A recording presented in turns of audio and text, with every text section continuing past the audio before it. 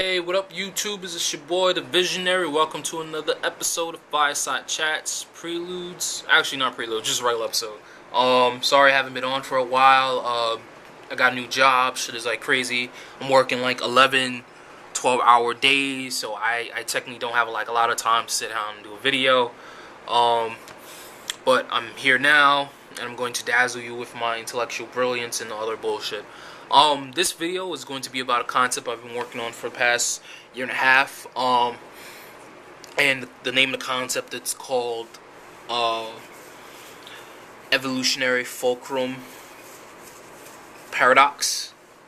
And what it is it's a concept based upon the psychological importance of change and evolution in regards to humans and how we survive and how we adapt to certain things. And the reason why I came up with this, or the reason why I saw it and I decided to make a theory about it, is because for I guess since forever, when I talk to people, or I've been in conversations, or been on forums or something like that, where people are in heated conversations about why people don't change, or why the African American culture is the way it is, and I would sit and I would wonder, that myself before I came up with the concept, and before I stopped and started looking at the culture itself and wondered why it is the way it is.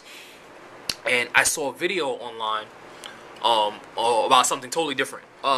It's this guy called David D'Angelo. He's like a big name in the pickup community. Like, he does seminars, and he writes books about dating into social dynamics and interacting with women, picking up chicks and stuff like that.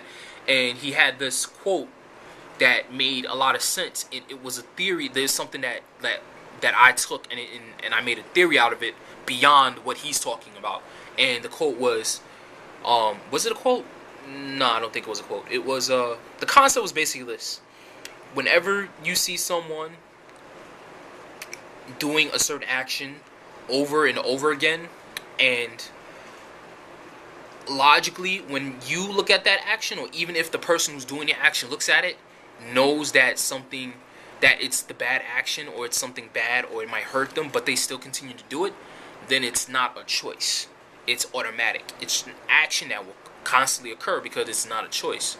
Now, when I heard this, at first I was like, wow, that's a deep shit. Like, I get it, I understand it, I see how it relates to women, so on and so forth, in regards to attraction. But then I saw the deeper implication for me. I saw a deeper implication for it, where it was like, okay, well, if you were to look at a culture, or a group of people within a culture who constantly do or perform a certain action over and over again, and even as they're observing their own actions and know that those actions are negative, or it's not good for them, or it will cause them suffering, and keep doing it, they have no choice in the matter.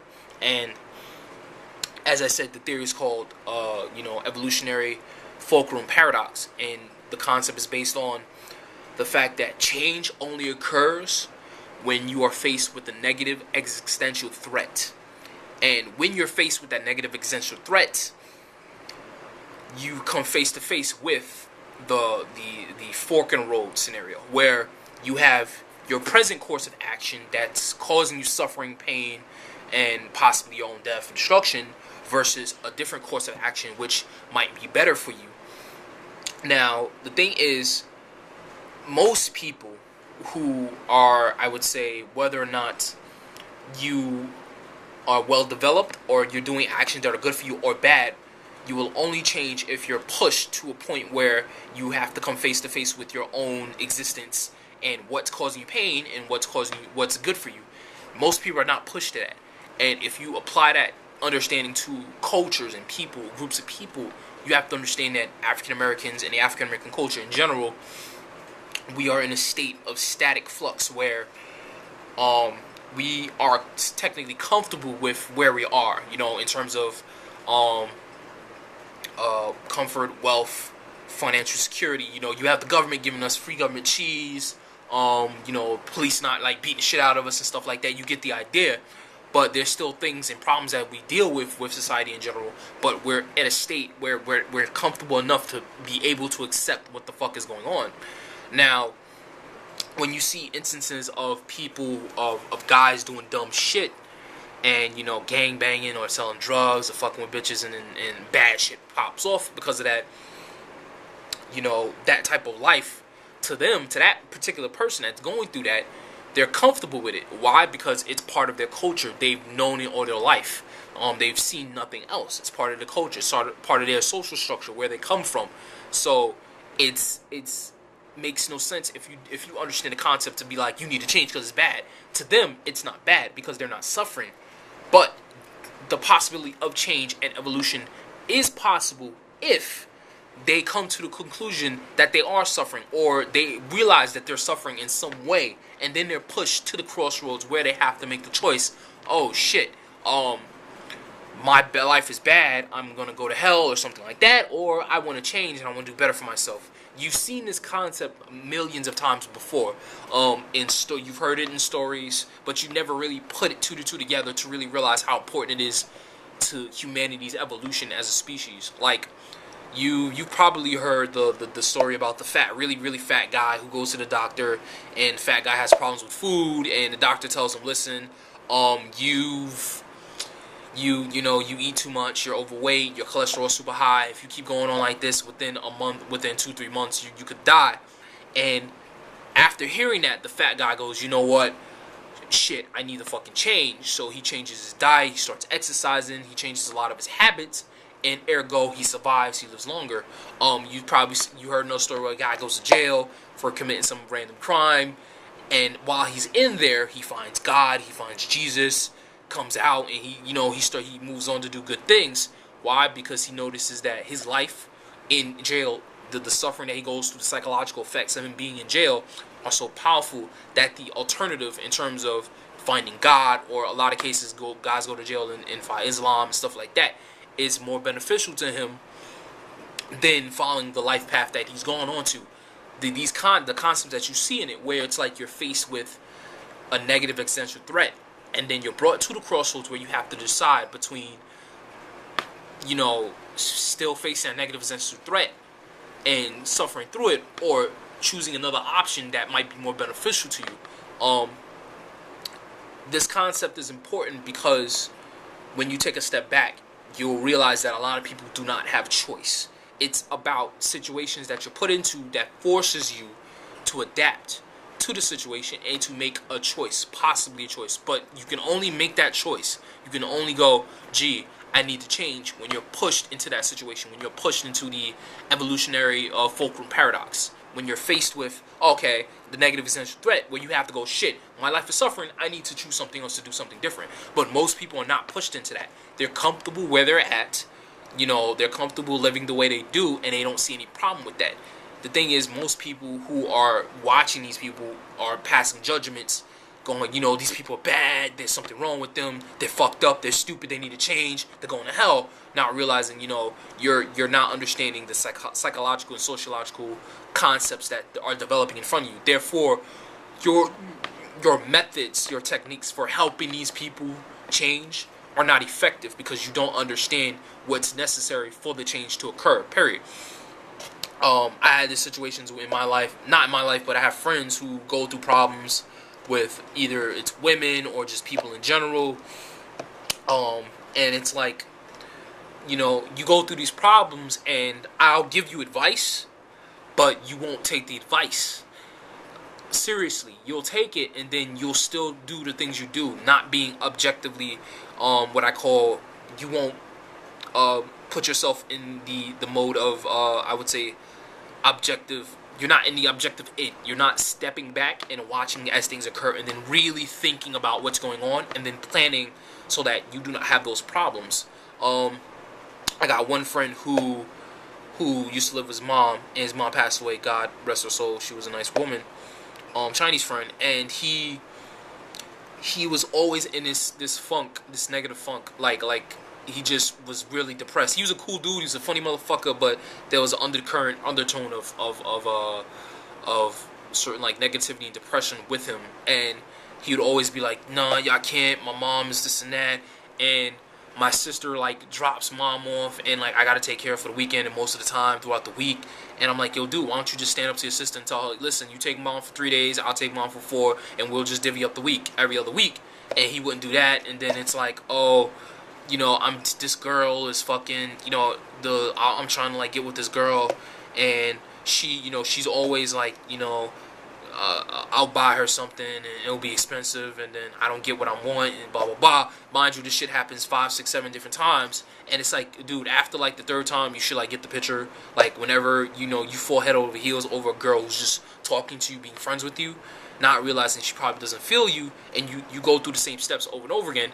And you know, as this occurs, it's like no matter how much advice you can give a person, if they're not at the point where they're suffering so much that they see the option of doing something different when in that situation again, then nothing you say or do is going to affect their change, possibly. You know, I have another friend, problems with women.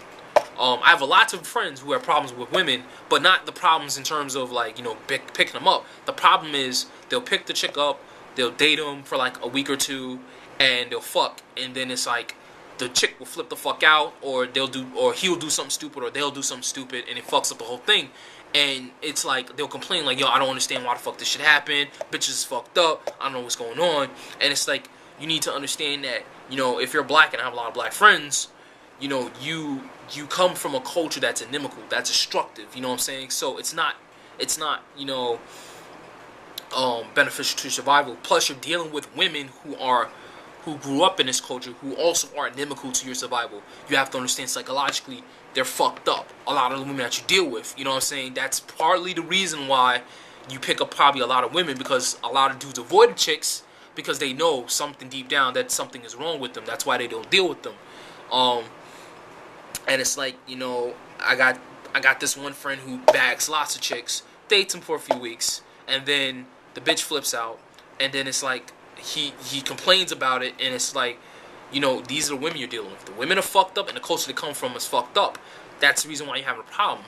And it's like, no matter how much I give him advice on it, like, yo, this is what you need to look for in a woman. Mind you, he's smart enough to figure all that out. You know what I'm saying? Like, he's dealt with different types of women, and he's had the experience far more than I of what type of women to go for. But I guess it's not like, you know, he's really aware of the subtleties and how to pick up certain vibes from a woman, or he is. It's just that, you know, he probably doesn't have experience really filtering out chicks. You know what I'm saying? It's kind of like the Idiot's Manifesto, not being, you know, just get as much as you can and not being consciously aware of how this affects what's going to happen in the future. So, you know, if you're dealing with women who are fucked up, coming from a culture that's fucked up, and you constantly have the same problems with a bitch, there's something wrong with their heads, and they get pissed off and flip out and act like bitches and idiots and morons, why are you complaining? Why do you come and tell the people the problem? You know, the logic is either learn how to date other types of women or date outside the race, or either or. You know what I mean? And it's like, it comes to the point where I don't want to give advice anymore because it's pointless. It's like, he has to, and all the other dudes that I know that I talk to about this, they have to come to the realization that the women they dealing with are fucked up, or the culture they come from is fucked up, and they have to learn how to differentiate between the different types of women. Start dating Afrocentric women, or date outside the race, Spanish, Asian, white. Date those type of women. And you know, come to the conclusion that, and this is another video I want to talk about, that your pride and your loyalty to your race is pointless when your race inexplicably is attempting to destroy you. Your culture is there and it's destroying you.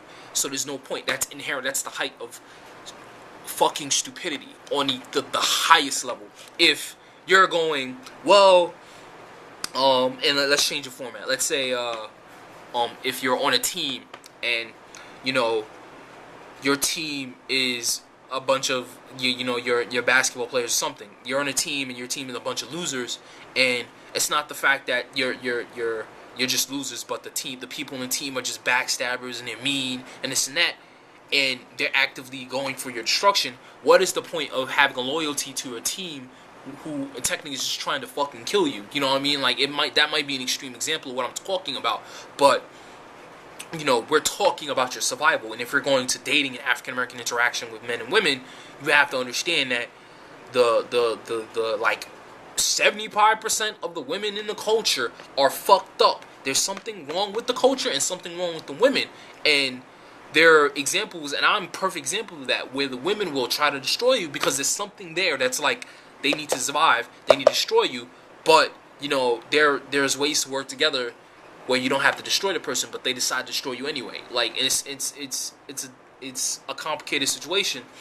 So it's like my friends are there. Like I'm out. I pulled out of the culture. I pulled out all that bullshit, and I see them go through the problem. And it's like I can't give you advice because you have to go. You have to have your evolutionary Fulcrum paradox. You have to have that before any advice, any good information can be departed to you, so you can sit back and go, okay, I'm going to look at my past, I'm going to look at all situations I have, and I'm going to see if this information is relevant to my past, and if it is, then I'm going to decide to change. But until then, nothing is going to change what you do, your actions on how you do things, period. Well, that's it for now. Stay tuned for another video. The next video is going to be about economics. I've always wanted to do a video series on economics, and because I've been learning it on my free time, and I've been educating myself on it. I have like 2 books on it. A really big ass book that explains a lot of shit from the past about the Federal Reserve and how it works.